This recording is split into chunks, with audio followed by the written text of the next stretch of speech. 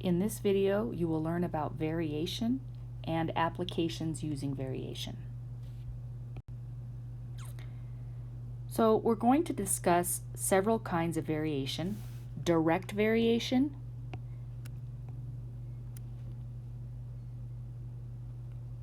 indirect or inverse variation, and joint variation. We will also consider combined variation. Okay, so the first thing that we need to understand is what is a constant of variation. This is a constant of proportionality, and we usually use the letter K.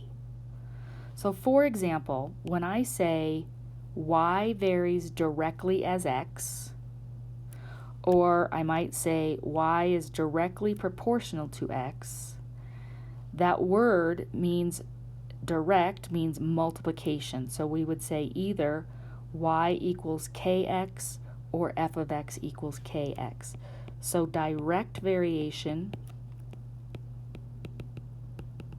is multiplication. So how do we write a variation equation and solve it? First, we write the general variation equation. In this instance, y equals k times x. We solve for k with some given information, and then we plug k back into the equation from step 1. So here is our first example. Find the variation constant, which is our k value, and an equation of variation in which y varies directly as x and y is 32 when x is 2. So because it says y varies directly as x, I start with y equals k times x. I also know that y is 32 when x is 2, and dividing by 2, I get k equals 16. This is my variation constant.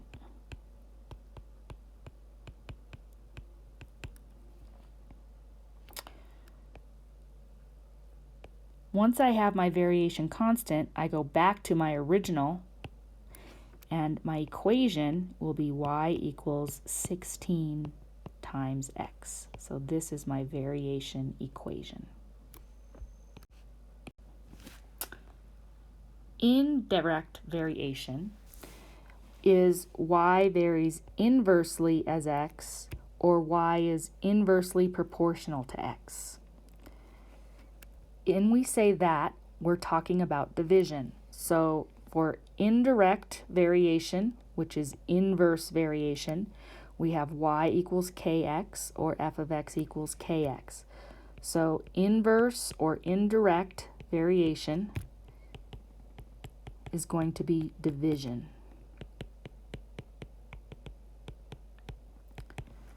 Here's an example. Find the variation constant and an equation of variation in which y varies inversely as x and y is 16 when x is 0.3. So again, we start with our standard equation, y equals k over x because it said inversely. I plug the values that I know in, so 16 equals k over 0.3, and then multiplying by 0.3, we get 4.8. This is our variation constant, and then the variation equation, we will take that k and plug it back into our original equation. Here's an example of an application problem using direct variation. The amount of sales tax paid on a product is directly proportional to the purchase price. The sales tax on an item that sells for $1.19 is $7.14. What is the sales tax on an item that sells for $21?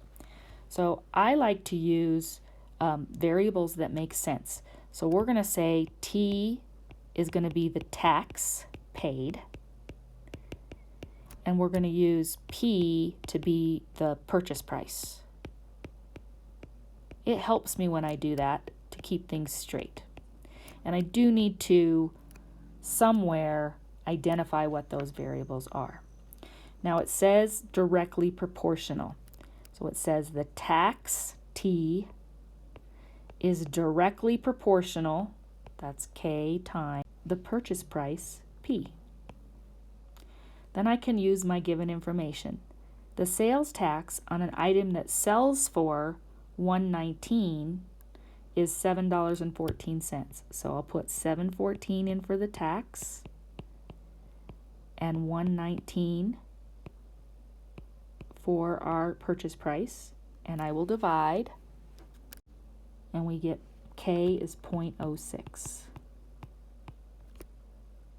So now we have T equals 0.06P. This is my variation equation. So this was my constant of variation, and this is my equation. And then I use that equation to answer the question, what is the sales price on an item that sells for $21? So that would be T, because I don't know the sales tax, 0.06 times the purchase price of $21. And we get our tax is $1.26. All right, joint variation. When we say joint variation, we're saying something like y varies jointly as x and z. And this is really direct variation with more than one variable. So this is still going to be multiplication.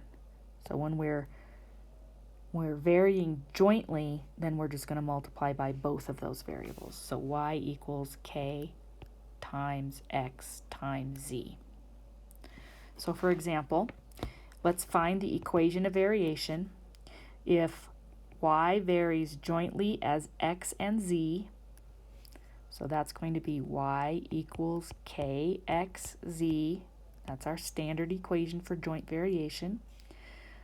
Y is 42 when x is 2 and z is 3. So we have 42 equals 6k, or k equals 7. That's our constant of variation, and then we plug it in to this original equation and get 7xz. That is our equation of variation.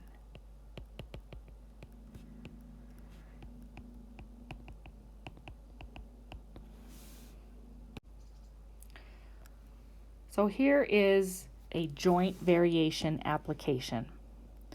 The volume V of wood in a tree varies jointly as the height h and the square of the girth g. If the volume of a redwood tree is 216 meters cubed, when the height is 30 and the girth is 1.5 meters, what is the height of the tree whose volume is 960 cubic meters and the girth is 2 meters? So again, we're going to start with our variables. They've been identified for us, but I'm going to write them down here. Volume is V, height is H, and girth is G. When we say the volume V varies jointly, that's multiplication of the height, and this is important, the square of the girth, so G squared. Oftentimes I see people read something like that as the square root, but it's just the square, so we're going to square that. And then we're going to use our given information. The volume is 216 when the height is 30 and the girth is 1.5. And then we'll use our calculator to solve this. I get 216 equals k times 67.5, and then dividing by 67.5, we get 3.2. This is our variation constant. Then we'll plug that variation constant in, 3.2 times hg squared, and then we'll try to answer our question. What is the height, so we're looking for the h, of the tree whose volume is 960 cubic meters? So 3.2, we don't know the height, and the girth is 2 meters. So again, if I do 3.2 times 4, we get 960 equals 12.8 h, and we get the height of the tree as 960 divided by 12.8, or 75. So we should answer this question because this does have some units here. The height of the tree is 75 meters.